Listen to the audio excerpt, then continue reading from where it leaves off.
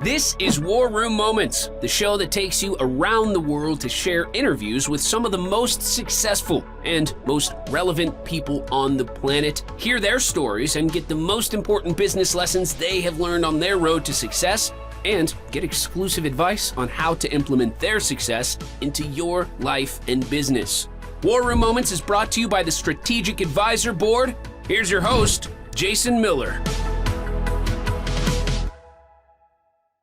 Welcome to the War Room today. Amy, it is fantastic to have you on the show today. Wealth of business experience, multiple decades of business ownership. It's great to have you on to share some really good experience with our audience.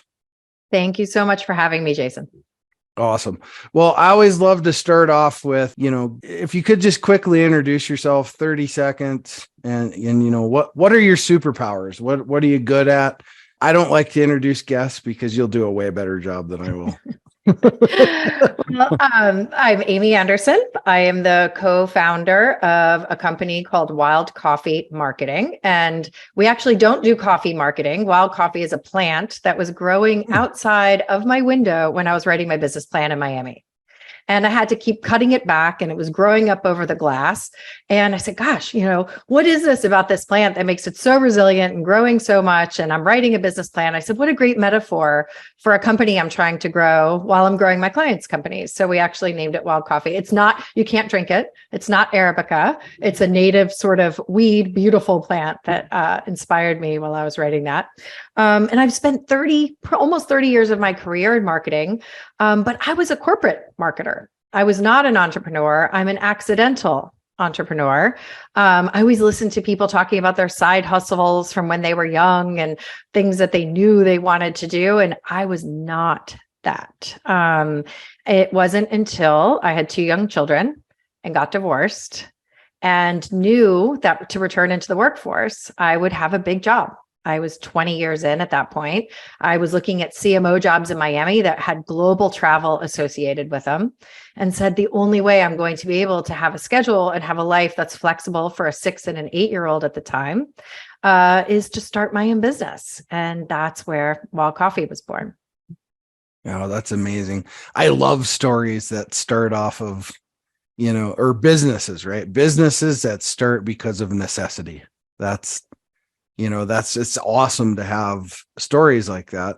And the funny part is that's a huge majority of businesses start off because of necessity or by complete accident, right? Absolutely. I always thought I was a good corporate person.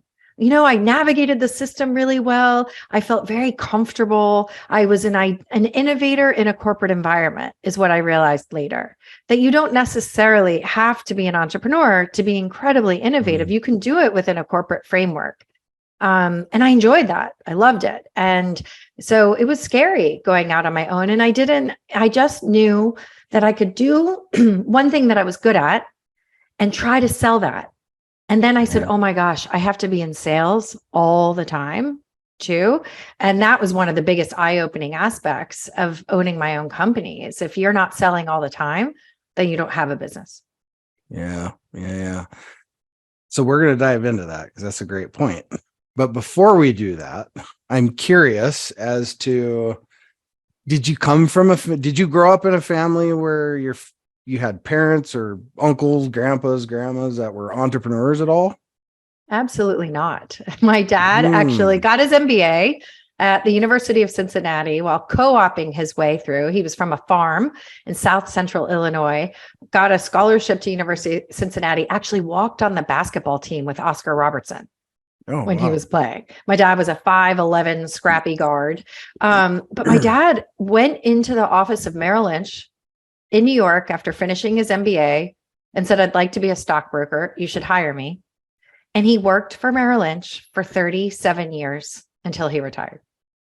Wow. And I just don't think a lot of people do that anymore. I don't know that he loved it.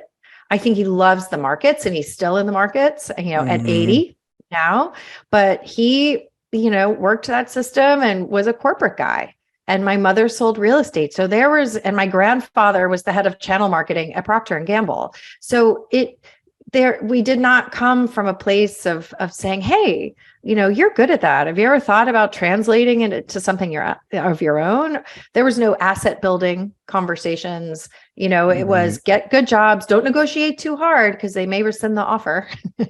So it was a very sort of conservative mindset in the company. So when I went and did this, I was actually fortunate because my parents were my angel investors for my first year. Nice. So they said, oh, you are really going to do this. And I think they were investing in the boys and me. And they said, we believe that you can do it. We'll give you 12 months of capital to survive and pay your rent and do what you need to do for the business. And I was self-sustaining within 12 months of starting. Yeah. It's, it's really interesting that I can't remember who I was talking to. It's a couple months ago. I was at an event a couple months ago.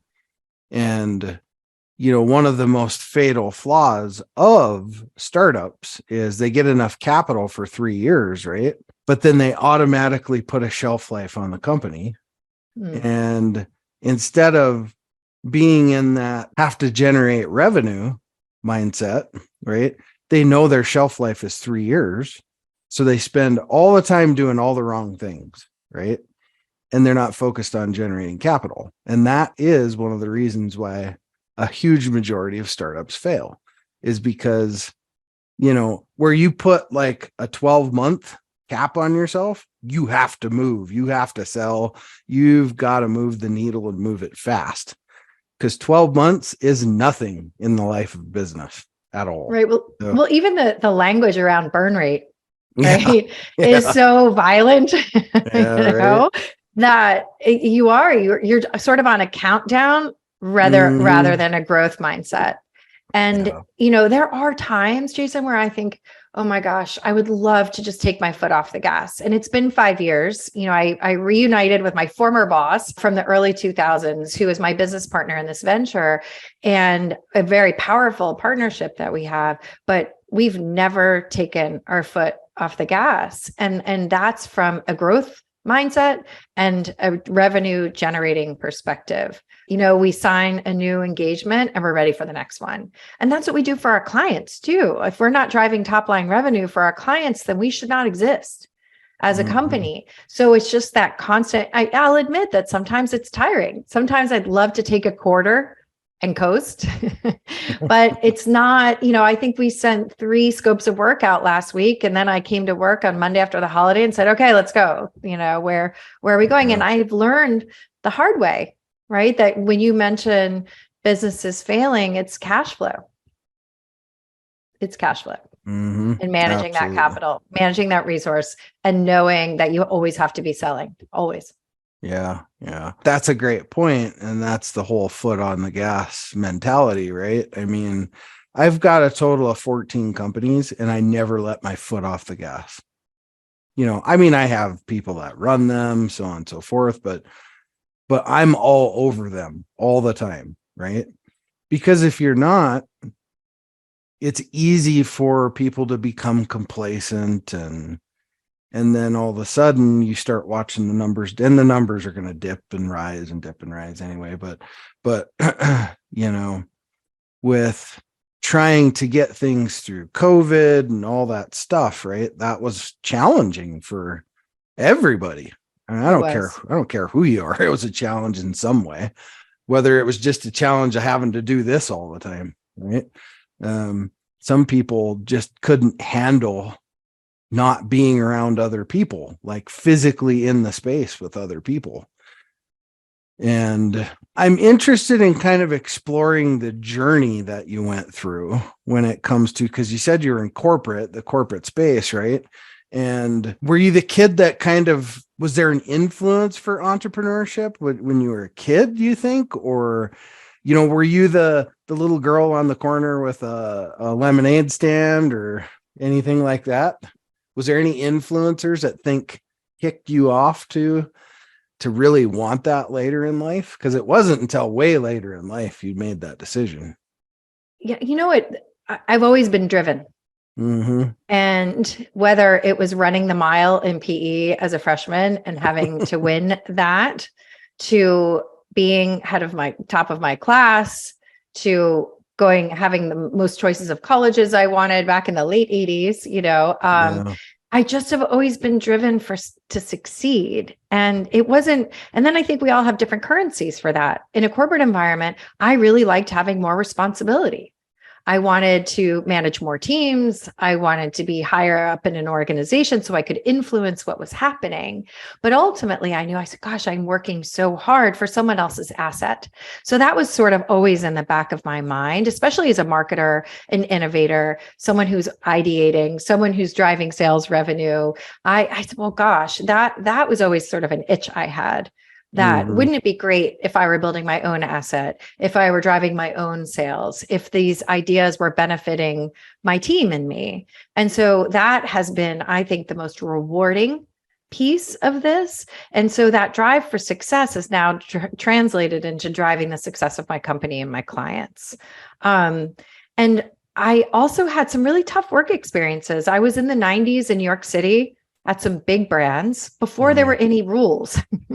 It was still, there was a lot of drinking at lunch in this glamorous sort of environment I was in. There were not sort of behavioral rules.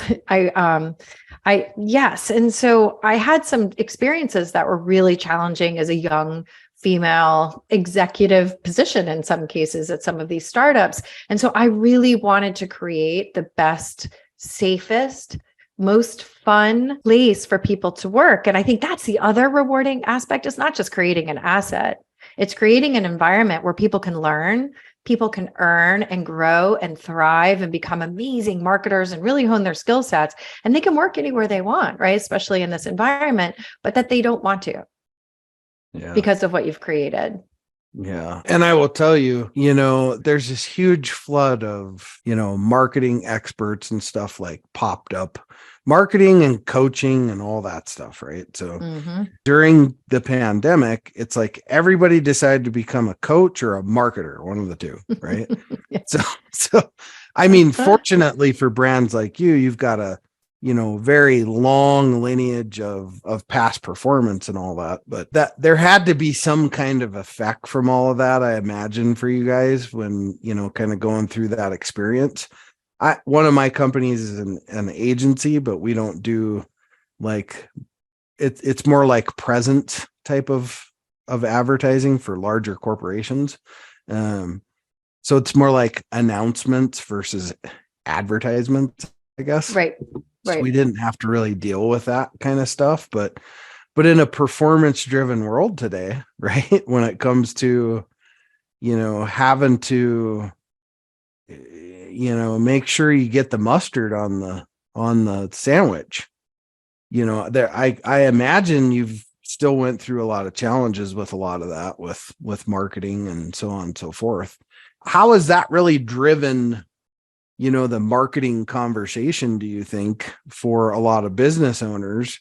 Because it seems like to me that it's one of the first things that every business that begins to struggle, it's the first thing they want to cut away. Oh, absolutely. Especially when it's a big line item, right? Yeah, so right.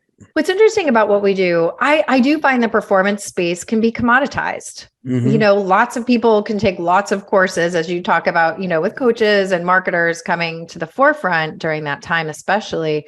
What's missing and what people can't replicate as easily is the strategy layer. Right. And that is what we bring to the table.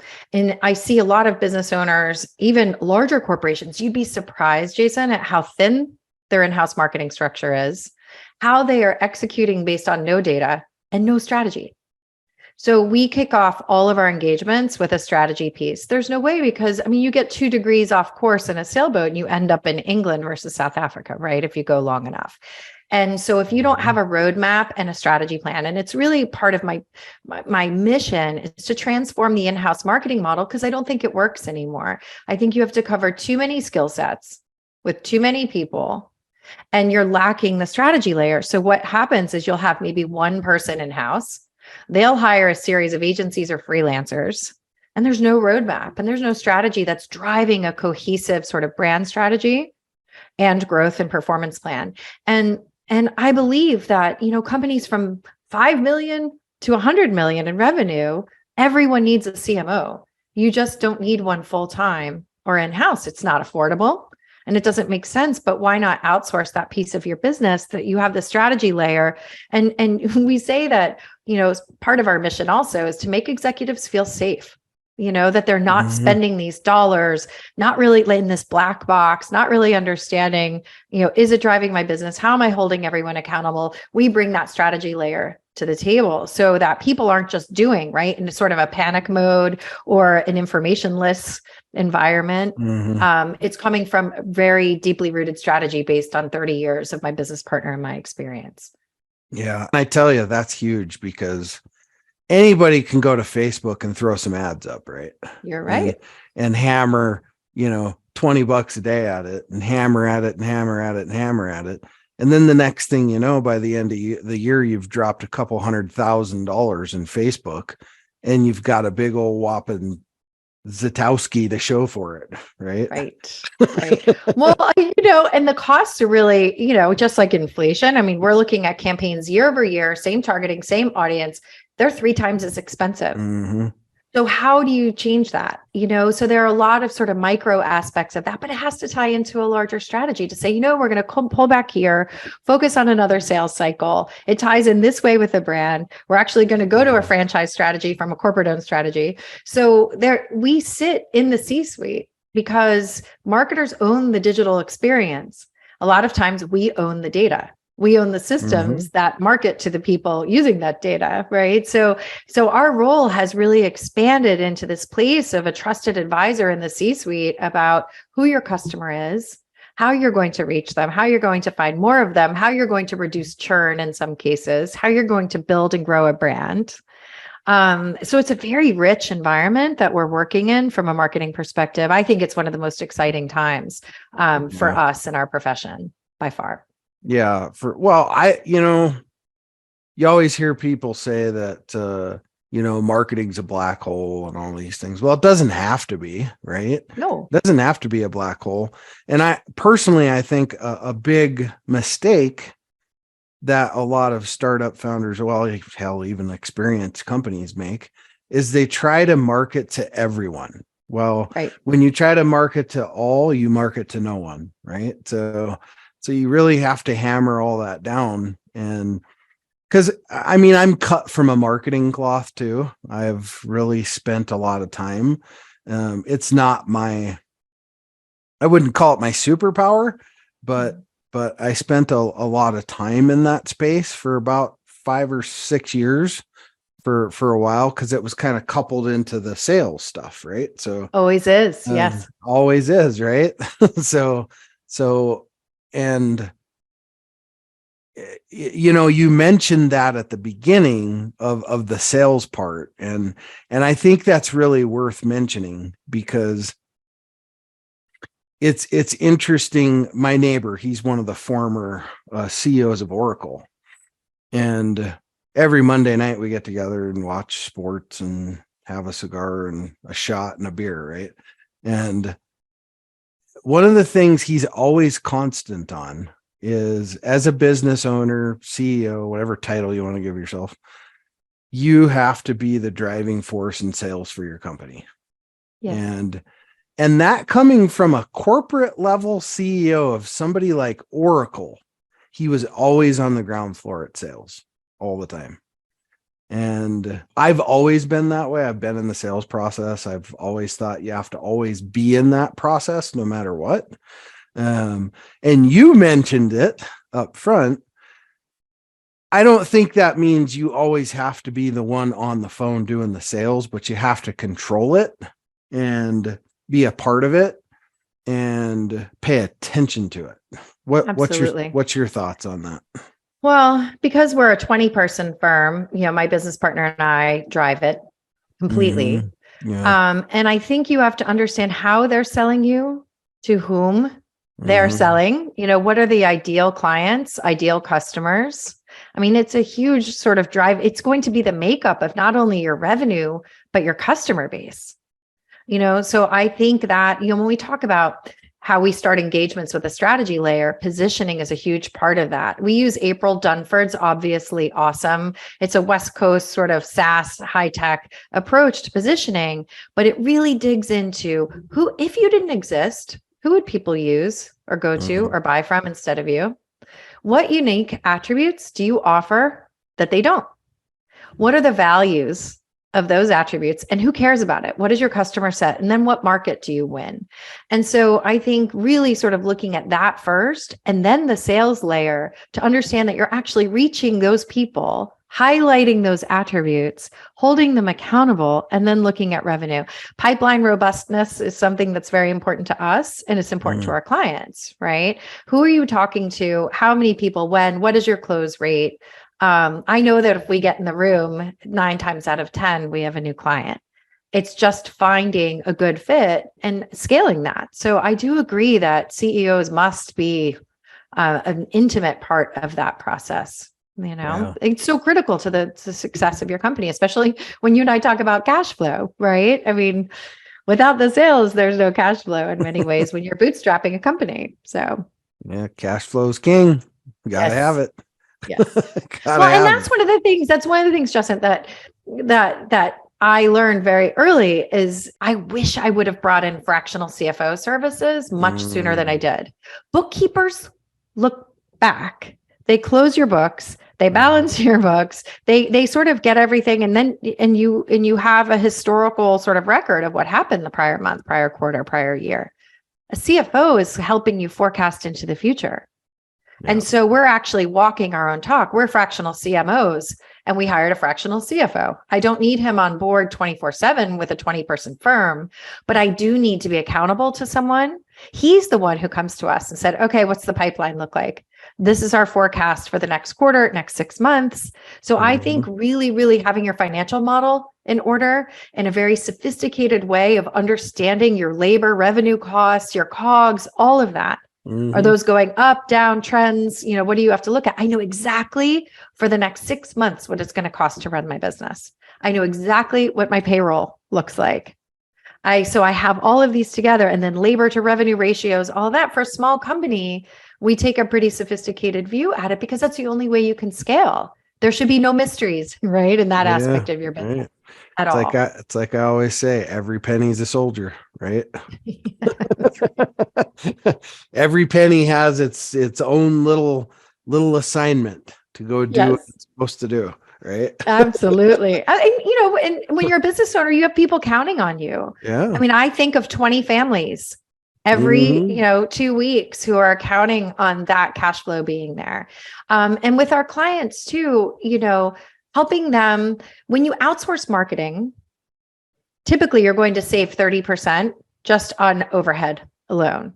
Yeah. And then you have consolidation in there. So we help build cost structures, budgets for our clients that help them project sales growth, create consistency in that, and produce consistent results. So we all like to think that it's so sort of free flowing in this entrepreneurial world. And it's actually, I think the success comes from being highly structured and analytical on that point, and then go be in your zone of genius. But, what people don't realize is that you're actually in HR and accounting before you're actually in what you love to do first. Yeah, that's a good point. That was a hard lesson for me to learn. I'm like, what? I can't just do beautiful marketing all the time and tell companies what things should look like and what the brand positions, all the things that I love. No, actually, I'm in finance and HR first. So yeah, well, it's complex, right? It's like it's like anything in life. There's some complexity to it. And for the audience, if you didn't get something out of all that, well, you were just asleep at the wheel. But for you hardheads, right, out there that didn't maybe quite pick some of those things up, because there was a whole bunch of them there, little nuggets of gold that were given. But for the hardheads, what do you think are just a couple of mainstay things for you that you would love to reach out and tell a young founder or even an old dog, right? Maybe if you just did these few things. Well, definitely having your financial model in order Mhm. and having forecasting from the beginning every 2 weeks, every month, having there are a lot of really wonderful outsourced CFO resources that you can use to project into the future to see where you're Mhm. going, and not just from a burn rate perspective, right? So it's almost like you forget that capital's there, use it when essential, but really focus on building. Which leads me into, if you're not always selling, you don't have a company. So we're all in sales all the time. Even as a marketer, I'm selling ideas to clients, right? We work with one of the country's largest boat manufacturers under 30 feet. And they're building a lifestyle brand that we've been building with them for the last 2 years. And I'm meeting with the CFO to talk about, again, how Yeti did it, right? How Mhm. Yeti went and sort of outpriced the market, outsold, and stayed true to who they are. Right. Yeah. So that sales piece, I'm selling ideas. We're selling consulting engagements. And we're selling ourselves. So it's not just a revenue driver. It's just everything we do is in sales, but just make sure you focus on the revenue piece of that wholeheartedly. And as you had mentioned, really as a senior leader to stay involved in that process, from pipeline growth to how they're selling, what the splits are, what the revenue is, what their commission structure looks like. Mhm. Yeah, no, it's a total package, right? You can't just do, well, we're just going to work on it's an acquisition all the way through the pipeline, all the way to the end of fulfillment. You have to be completely engaged in that whole process, because if there's one piece of that that's not working, you can be working your tail off up on the front end and it's never going to get there. Right. Well, you mentioned process, and I think that's interesting too, that we have always run our small company like a big one. Mm-hmm. And that those are when we begin a consulting engagement, we're marketers, but I'm not just saying, here, you need to do this Google AdWords and these branding activities. No, we're going in and saying, okay, how are you acquiring customers? Where is that data? What is the process for accessing that data? How does your sales team work with the data? And so process is very important because it allows scalability, and that without process, there's chaos. So we actually use EOS system. I'm not sure if you're familiar with that entrepreneur. Yep. So we use Gina Wickman and Traction, and it's worked for us. When it doesn't work is when a management team gets too big and you have too many like EOS groups and pods sort of working. But find a system that allows you to plan, quarterly, yearly, 3-year, 5-year, and have a meeting cadence with accountability. Right. So out of our meetings, we have goals, we have to-dos, and we really dig into issues. So does your company have a forum and a place where people can go and really ideate and say, I have an idea to make this better. I have an issue if something's not working. I have something to share with everyone that's going to impact the group. And so we really, every 2 weeks, my senior team, we dig into issues and we solve them. And it's a really important process, I think. And I think you have to have an operating system to run a company in order to scale it. Yeah. Oh, absolutely. There's no doubt about it. Great book, by the way, Rocket Fuel. Yes, absolutely. It's a wonderful book. And I think that's everybody kind of needs to know who they are too, right?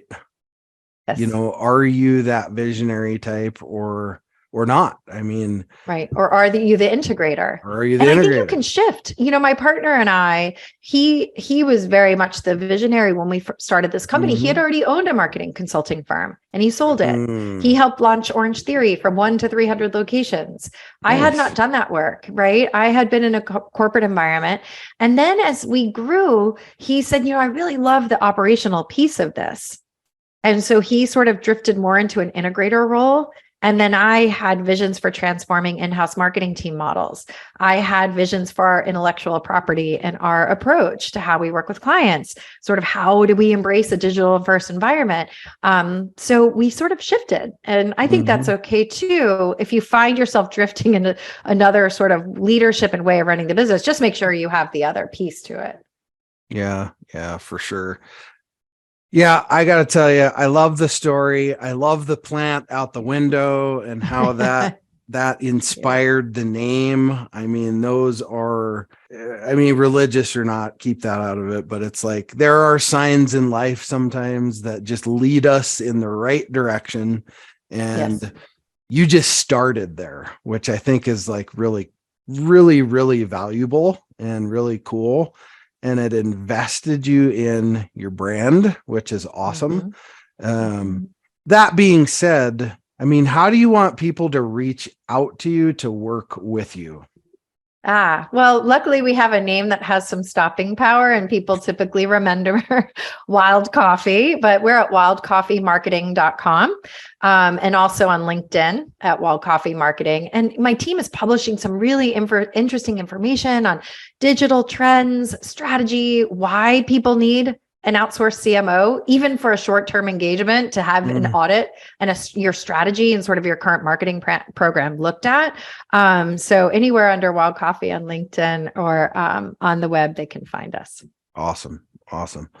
Well, kind of closing things out here. It's the magical $1 million question for all the money in the world. And that is, if you could have invited anybody here today, dead or alive, any point in time, to either be here to just listen in or maybe even to participate, who would have you loved to have here today and why them? Oh, Dean Smith, former head coach of the UNC Chapel Hill basketball team. I am an alumnus, and from the time that I was young, when they beat with Michael Jordan, they beat Georgetown in 1982, I've been a fan. And what I found really, really interesting about Coach Smith was his ability to inspire and lead teams. So I would love to talk to him with us and you about inspiring teams, inspiring individual contribution, having a vision for a program, a company, a team. And he was just a really warm, wonderful guy and fixture at Chapel Hill that I would love an opportunity to spend time with and have a conversation with. That's awesome. Zero hesitation in that, by the way. My blood runs Carolina blue. That's funny. I was actually 4 years there. I retired from Fort Bragg, right there, right? close to there. So we used to go absolutely in Fayetteville, right? Yeah, Vietnam, good old Vietnam. Oh, goodness. Yeah. Well, and North Carolina is an interesting state. I don't think people realize it takes 9 hours to drive from the mountains to the beach. Yeah. And then you have this incredible coastline and then these wonderful mountains and then these very rich sort of farming and university and military environment in between. It's just a really special place, I believe. It is. It's beautiful country. I mean, we lived in a small little golf course community, and you drove in there, and around most military installations, it isn't always the prettiest around those, right? But it was like driving into serenity, right? And there was lots of communities like that, and it's like they were purposely built that way so you could kind of get away from the military life of things. But gosh, I spent lots of time in Raleigh. A lot of time there for sure. Anyway, well, gosh, thanks for coming on the show. And it's been great having you on. There was so much value from what you shared with the audience today. And I truly mean that, not just because it's a podcast. A lot of value is driven from that. And that's why I love a lot of the guests that we have on this show, because we actually do vet people and say no. So, believe it or not. So thank you. And I not. love, it's my journey is not one that started with a lot of intention, but when you're in it, you're in it. And I love to just share and maybe help. And I wasn't listening to podcasts when I started my own company. Somehow we got it from 2 to 20 people inside of 5 years and continue to grow. And so I must be doing a few things right here and there. So I'm really happy to sort of share my mistakes and hope to help, people prevent them from having to make them. And I really appreciate you having me on today. Yeah. Well, we all have the same 168 hours a week. Thanks for stopping by and spending 40 here with me and our audience. We'll have about 10,000 people listen to this episode. So hopefully some of them need what you have. Wonderful. For sure. There's probably many of them that do. And hopefully they come check you out at wildcoffeemarketing.com, right? Perfect. that it? Yes. Thank you. Thank you, Jason. Awesome. All right. Appreciate Thanks it. for being here. Cheers. Thanks for listening to War Room Moments with your host, Jason Miller. Please leave your feedback and visit strategicadvisorboard.com to get the latest and greatest business advisement on the planet. Follow us on social media for updates, and we'll see you on the next episode.